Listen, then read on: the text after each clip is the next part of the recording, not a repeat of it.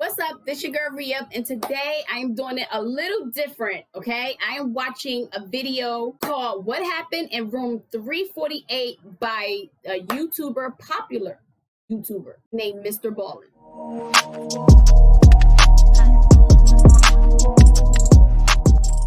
I came across his channel. He talks about mysteries and all that stuff, and I love those type of videos, okay? And he got over 2 million subscribers. He gotta be good. So hit that subscribe button for me, and after you hit that subscribe button, make sure you kick back, relax, and enjoy this reaction video. I will be shocked if any of you can figure out what actually happened before I reveal it at the end of the show. But before I get into today's story, if you're a fan of the strange, dark, and mysterious delivered in story format, then you've come to the right channel, because that's all we do, and we upload 3, 4, even 5 times every week. So if that's of interest to you, then the next time the like button approaches you and says, hey, where's a good place to lay out and get a good suntan, suggest the Faraway Dock on Kidney Mountain.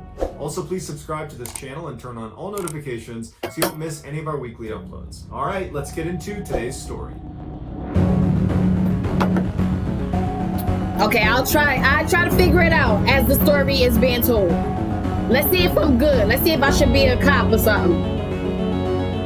On September 15th, 2010, a 55-year-old man named Greg Flanagan checked into the Elegante Hotel in Beaumont, Texas to start his work week. As a young man, Greg had worked as a chief engineer on ocean-going vessels, spending months out at sea. But in his middle age, he had reinvented himself as a landman. It was Greg's job to secure leases of mineral rights and land for drilling. Greg was slender and fit-looking, despite the fact that he never exercised and he smoked constantly. He kept a close-cropped white beard, and he had the leathered skin of a lifelong outdoorsman. Every Monday morning, Greg would make the 2-hour commute in his pickup truck from Lafayette, Louisiana, all the way to Beaumont, Texas, where his company would always rent him a room. The hotel itself was neither good nor bad, but to Greg, he didn't care. He just needed a bed and a TV. Once Greg walked inside, he had a bathroom immediately to his right, and then a little bit farther in was the main section of the hotel room, which was very basic.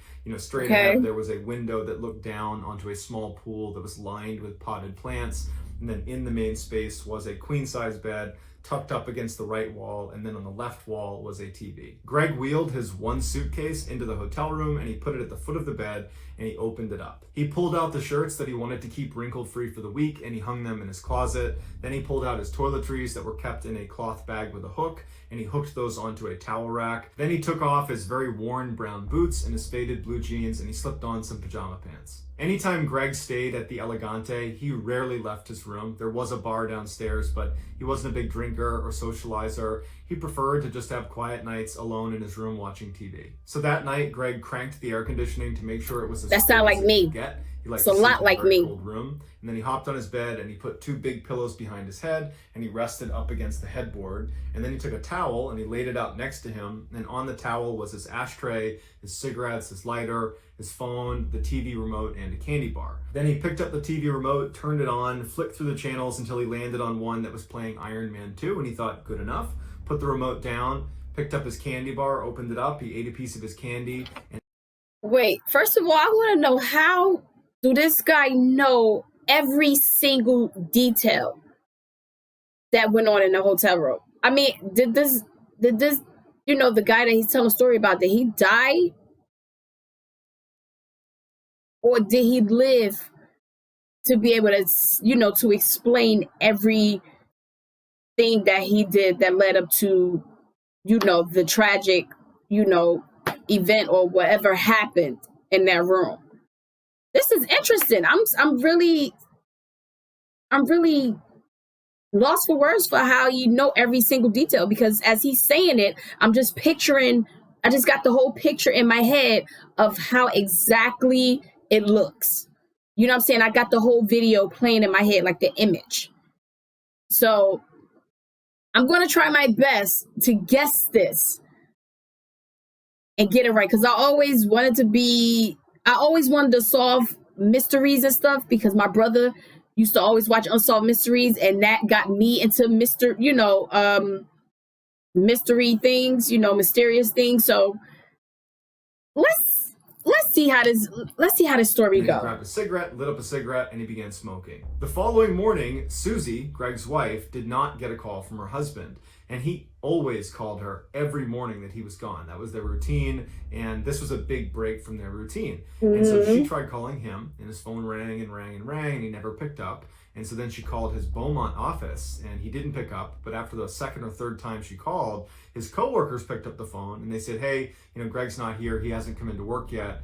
And Susie felt concerned. She felt like something was wrong. And she said, do you guys mind just going to his hotel room and knocking on his door and making sure he's okay? And they said, sure, we'll go over there. So the two coworkers head over to the hotel. They knock on Greg's door. He doesn't answer. And so they go down and get the manager, who comes up and opens Greg's door, and right away they find Greg lying dead in the middle of his hotel room. The way Greg was positioned when they found him, it looked like he had fallen to his knees and then fallen again onto his face, and his left arm got kind of tucked underneath his body, and still in his two left fingers was a cigarette that had not fallen from his hand, that had burned down to the wick. The room was exceptionally warm, and Greg's skin was grayish blue. Immediately after seeing Greg, the two coworkers called 911. Shortly after the ambulance arrived at the hotel, Detective Scott Apple arrived in his cruiser.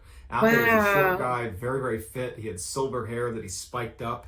He looked 100% cop, and he worked basically 24/7. When he got up to room 348, there was no sign of a break-in, nothing had been disturbed inside of the room, and there was no blood or obvious wound on Greg, with the exception of a slight abrasion on his cheek when he came down and hit his face on the rug. Okay. He looked around the room and he found Greg's wallet that was sitting in the back pocket of his jeans, and there was hundreds of dollars in his wallet that had not been taken, so he ruled out robbery. He went out into the hall and he began interviewing the other occupants of the surrounding rooms, and no one had heard anything and no one had seen anything. He went back into the hotel room and he began looking around for drugs of any kind or any substance that Greg might have taken that could have contributed to his death, and there was nothing. No prescription pills, no alcohol, nothing. Later that day, after the family had been notified of Greg's passing, his grief-stricken wife, Susie, called Detective Apple, and she said, my husband did not take good care of himself. He had a terrible diet.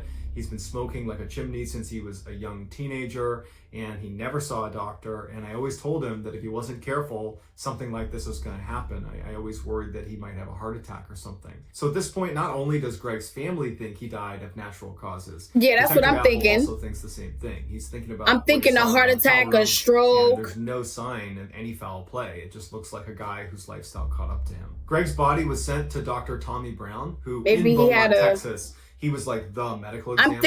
I'm thinking like a heart attack, stroke. Maybe he had an underlying illness. Maybe he had cancer. You know what I'm saying? But like the wife said, he didn't, really take care of himself. He didn't go to no doctor or stuff like that. So maybe he had lung cancer or something like that, and it just happened to just hit him right there. I'm really interested to see for years and years. Dr. Brown had how this is going to end. Believed Greg had died of a heart attack or something like that. And when his body was wheeled in front of him, there was nothing he saw right away that contradicted that theory. The only two marks that the doctor noted on the outside of Greg's body was the small abrasion on his face from where he landed on the rug. And he also had another small abrasion on his crotch. But beyond that, the rest of his body was completely unblemished. When he looked inside of his body, it looked like someone had literally just crushed his insides. His torso was full of blood. Food from his intestines had been ripped outside. He had ribs broken, internal organs were lacerated, and there was a hole in his heart. Dr. Brown was really confused at what he was looking at, because the severity of Greg's internal injuries were more consistent with someone who had been in a severe car crash or who had had a really heavy object land on them. But Greg didn't have any significant external injuries that would support either of those two things happening to him. And he was found in the middle of a hotel room where there was nothing disturbed and no one had apparently seen or heard anything. And so Dr. Brown says, look, I don't have all the answers here, but this was not natural. This is a homicide. And my best guess is he was beaten to death. I know it doesn't really make sense because there's not any external injuries, but he suffered some significant trauma from somebody else, and that's what killed him. When Detective Apple got this report from the medical examiner, he was just as confused as Dr. Brown was, but his attention turned to, okay, well, if he's been murdered, who would want to murder him? And he began digging into Greg's background, and he found that he was universally liked. He was known for being incredibly courteous and polite.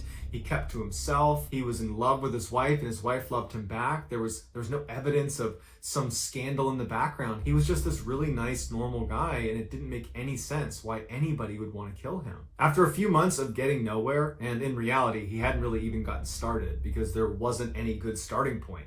The only thing he could find that was odd about the crime scene was that the room was particularly warm when they walked inside, which was not in keeping with how Greg would have kept the room. But that doesn't explain why his insides were crushed. And so he's gotten nowhere. That's what I'm stuck and then he makes on. a discovery. He found in the hotel's maintenance logs on the night Greg died, he had been making popcorn in his microwave and managed to blow a fuse. And it wasn't just his power. Maybe Greg didn't know this, but he cut the power to both the room next to him on his right and on his left and below him. And so he calls down to the front desk, and a maintenance guy came up and he reset the breaker. This opened the door to two theories. The first theory is the maintenance guy, who did have a criminal record, when he came up to fix the breaker, he attacked Greg. But that was wildly speculative, and there was no evidence to suggest that the maintenance guy would do that, and so that was quickly ruled out. The other theory was Greg's neighbors in room 349 were these two electricians who were big partiers and drinkers, and so Detective Apple suggested that maybe when Greg accidentally cut the power to their room, they were really annoyed, and they went outside in the hall and they saw Greg, and they somehow realized he was to blame for this, and in a drunken rage, they attacked him and killed him. And that's what killed Greg. And even though it was a stretch, it was the closest thing to a motive Detective Apple had found in anyone. And so Detective Apple put on a hidden camera, and he went and interviewed these two electricians that were still staying in room 349. And he said when he spoke to them, they were very forthcoming. They seemed very honest. They were appropriately curious about what happened to Greg. And all they said was, look, we had no interaction with him. We did hear him coughing when we came back from the bar. We were at the bar that night, but honestly, that's the extent of our interaction with him. The electricians offered up their cell phone numbers, their email addresses, and said, anything you need from us, we'd be happy to help. We're really sorry this happened. Okay, they was very cooperative. Detective Apple is back to square one. No one knows what happened to this guy. The one big lead he had, the maintenance records, proved to be a total dead end. And so unfortunately, this case went cold. 7 months after Greg's death, where there had been absolutely no traction on figuring out what happened to him, Susie, Greg's wife, decided she wanted to hire a private investigator. And her friend suggested she call Ken Brennan, who was a famous private detective who was well known for being able to solve really complex cases. And so on a whim, Susie calls Ken Brennan, not expecting to get through to him, thinking he's probably super busy and has other cases because he's on TV and he's this really famous guy. But he picked up the phone and he was like, hey, how can I help you? And Susie couldn't believe it. She had a chance to tell him about what happened to her husband, and Ken said he was really interested and that he would take on the case. Ken was a former Long Island cop, and he was a DEA special agent. He spoke with a really thick New York City accent, and he wore t-shirts that were a little bit too small to show off his muscles, and he usually had a big, gaudy gold chain on. Once Ken agreed to take on this case, he flew right to Lafayette, Louisiana, where Susie lived, and he sat down and he asked her a lot of really difficult questions about their marriage, about whether she thought he might be cheating on her, if he had like a secret life she didn't know about. And after feeling satisfied that all those avenues have been explored and were not going to lead to the answer, he said, okay, well, can you tell me anything about the crime scene that stood out to you? Is there anything about it that seems off? And Susie said, yeah, Greg always kept the air conditioning on very cold at night. He never slept in a room that wasn't freezing cold. And so I thought it was really odd when his coworkers discovered him that the air conditioning was off and it was really hot inside of the room. That's incredibly unlike Greg for his air conditioning to be off. Ken made a note of this, and then he left Lafayette and he went to Beaumont, Texas to meet up with Detective Apple. And Detective Apple and he actually got along really well. They agreed to work together on this case because Detective Apple feels like he's reached a dead end anyways. This is getting good. This is getting good. Room, and then afterwards, he turned over all of the documents he had on the case, from the autopsy report to the photographs to anything he'd collected over the 7 months he'd been working on it. So that night, Ken diligently looks through all of the documentation, all of the photos, and the next day when he goes into Apple's office, he says to him, I think I figured it out. And Apple's like, oh, really? You figured it out one day after being here? And Ken's like, no, seriously, I think I figured it out. I have to confirm something with his wife, but I think I have a theory. And so Ken calls Susie right in front of Apple, and when Susie picks up, Ken's like, hey, did your husband ever smoke with his left hand, or did he smoke with his right hand? And Susie said, oh no, he only smoked with his right hand. And Ken goes, thank you very much. He hangs up and he goes, Apple, I got it. And so Apple's like, okay, what's your theory? And Ken says, okay, so I spoke to Susie and she told me it was very strange that his room was not air conditioned when they discovered his body, because Greg was known for always turning on the air conditioning to as cold as it can get, especially at night when he went to bed. And so when his power went out the night before, his air conditioning would have gone out. And so the maintenance guy comes up, turns the power back on, but it doesn't trigger the air conditioning to turn back on. The room is still cold from having been air conditioned all evening to that point. And so the TV is back on, and so perhaps Greg turns and just starts watching TV. Because the room feels air conditioned, he hasn't realized that he hasn't turned the air conditioning back on again. Now, wow. This is Beaumont in the summer, so it's going to get really hot in his room. This really guy is quickly. And as good. soon as it starts to warm up in there, he's going to realize, oh, I didn't turn the AC back on, and he would go over and turn it on again. And so because the air conditioning wasn't on, and we know that the power was restored at 8:30, then he must have died after the power was on, but before it got warm enough in the room for him to recognize he did not turn the AC on, which means he would have died somewhere between 8:30 and 9 p.m. at night. And so Apple's like, wow, that's pretty impressive. Yes, Except it that doesn't really is. help us figure out how he died or who killed him. And Ken puts his hand up and he says, I know, I'm just building the whole picture here. Yeah. Okay, so we have him dying Yeah. between 8:30 and 9. Yes. And I don't think he was beaten to death. I think a lot of people want that to be what killed him because it's kind of the only thing that might make sense. But I say it definitely doesn't make sense because of the cigarette.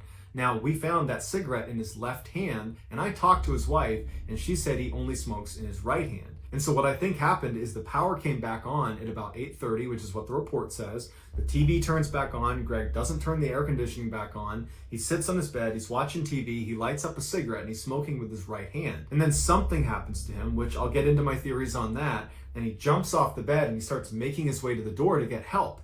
And he transfers the cigarette from his right hand to his left hand so he can use his right hand to turn the doorknob and open the door to safety. But he doesn't make it. He falls to his knees and he falls to the ground, and his cigarette's still in his fingers, and he dies. And Apple's like, you know what? That's pretty good. It makes a lot of sense. It but does. the crucial missing piece here is, Wow. well, what was the trauma he suffered that caused him to jump from his bed and run to the door and then Yes, ultimately die? Ken's like, I got a exactly. theory on that too, but I got to be in the hotel room to see if it's true. So Apple and Ken go back to the hotel room. When they get Wow. there, Ken goes inside and he starts walking around, looking at the ceiling, the wall, the ground, and then finally he stops when he's looking back towards the front door leading back into the hall, and he points at the wall and he says, there.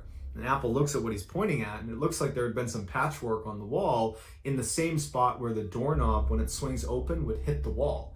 And so Apple's looking at it and he's like, that's just from the doorknob. And so Ken takes the door and he opens it all the way to where the doorknob is pressed against the wall, and it's to the right of this patchwork, meaning this patchwork is not connected to the doorknob. Apple was confused and was about to ask questions, and Ken was like on a roll, and he said, hold on, and he goes outside. He goes next door to room 349 to go inside, and Apple walks in the room and he's watching Ken do his work, and Ken's rubbing his hands all over the wall, and eventually he stops and he looks up at Apple and he takes his finger and he pushes on one spot in the wall as Apple is watching, and his finger goes right in. And what he pushed on was this little chunk of toothpaste that had been wedged in this little tiny hole in the wall, and he pushed it through. Apple brought in a crime scene investigations unit who carefully excavated both sides of this wall, and they shined a laser from 349 into Greg's room, and the trajectory of the laser going through this hole lined up perfectly with where Greg would have been sitting on the bed, smoking cigarettes, eating candy, watching a movie. So Ken and Apple go back to the medical examiner, Dr. Brown,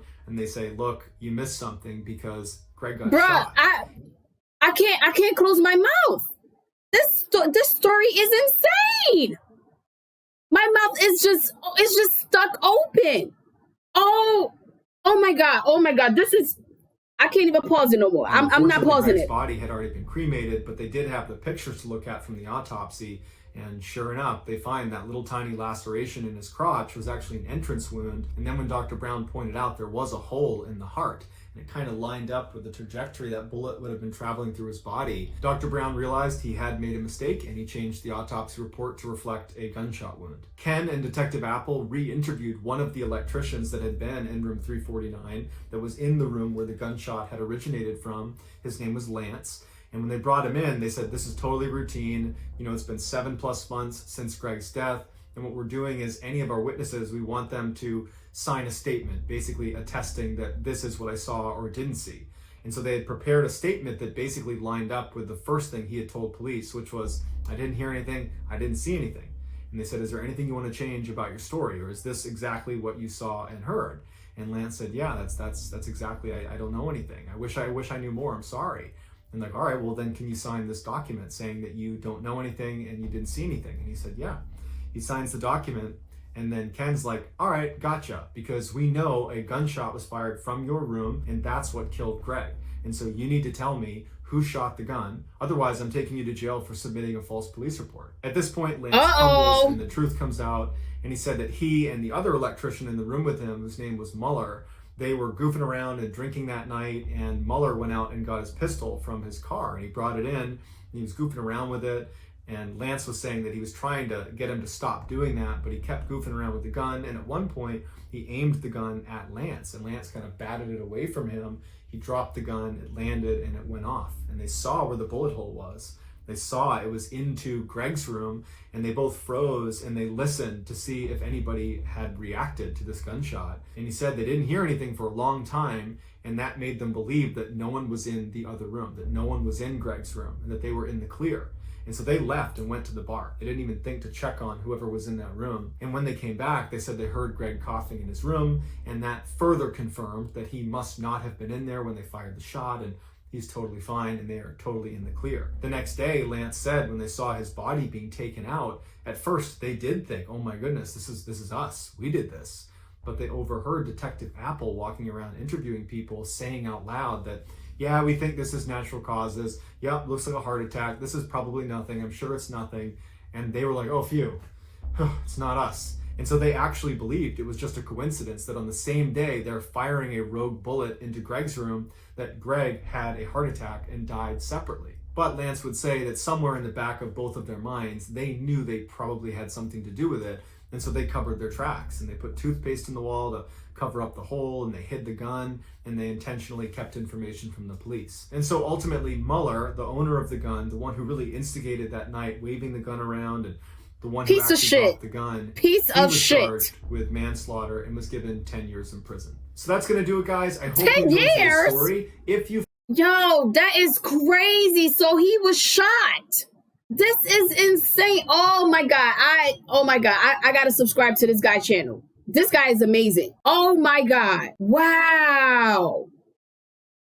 As always, thank you for watching me react to these creepy, mystery, paranormal, all these crazy videos. And hit that subscribe button for me so you can see more videos just like this one. Toodles.